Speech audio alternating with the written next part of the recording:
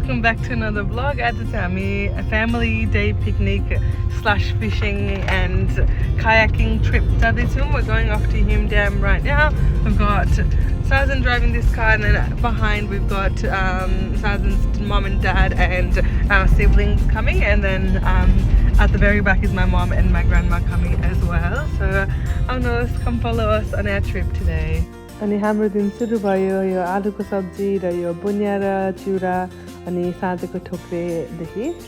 आज अस्ति प्लान हाम्रो 8 बजे आउने प्लान थियो। हजुर। बिहान उठ्दाखेरि अलिकति पानी पनि पर्यो, त्यसले अलिकति हामीलाई ढिलो गर्न गरे। आइपुग्यौँ अब।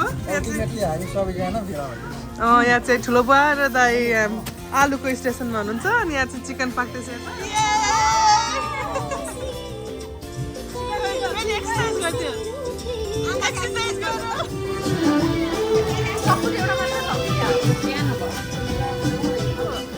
And what you eating?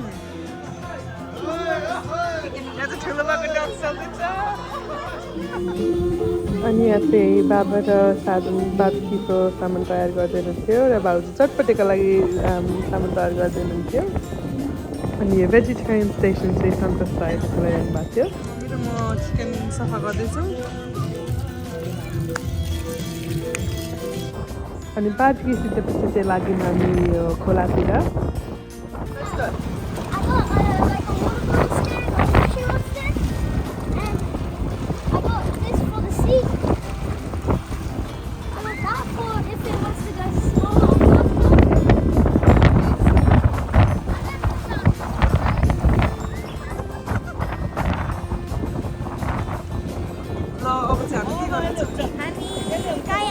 We're going kayaking, so come join us.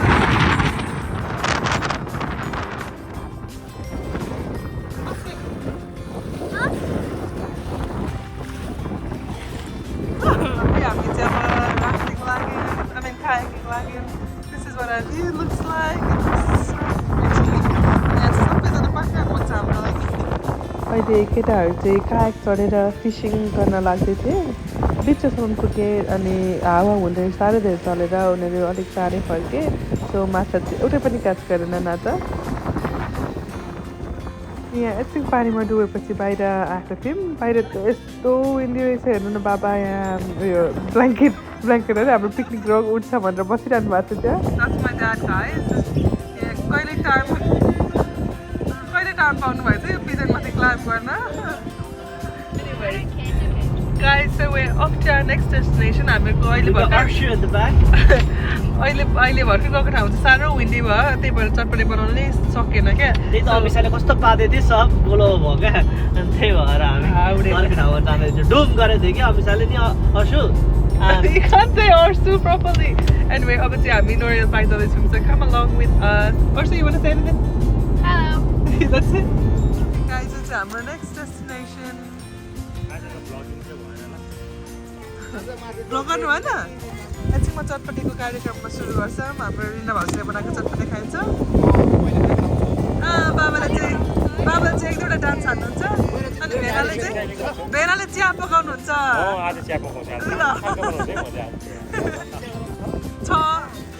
चटपटे is ready. हामी चटपटे खाइसक्यौँ अनि एक दुईवटा गेम सक्करको गेम खेल्न थाल्यौँ। Soccer game खेल्दै हामी सबै थाकिसकेको थियौँ। So we came down to the river area अनि ढुङ्गा खेल्न थाल्यौँ। And kids enjoyed that. त्यसपछि चाहिँ हामी घर गयौँ।